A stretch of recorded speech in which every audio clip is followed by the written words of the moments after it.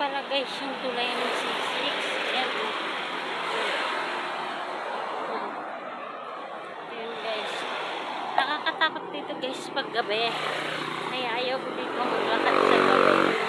Kasi may hudap dito.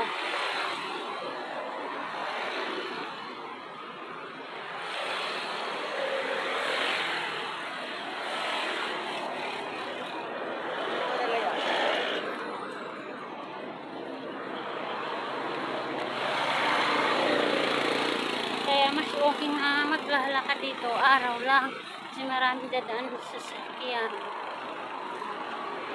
Pero paggabi delikado, baka ano mangyari sa atin ba, iingat na lang,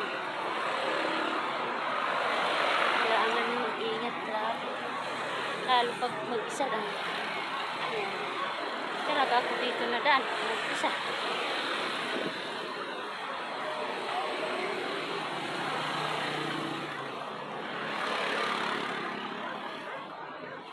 Yan o. Yan.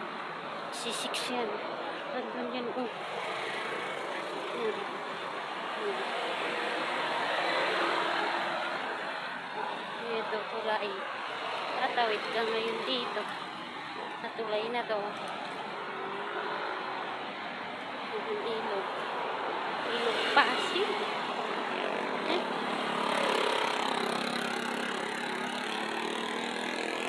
Dito yan sa Maynila. May ferry para dyan o ba? Mga guys, may sakayan ng ferry dyan.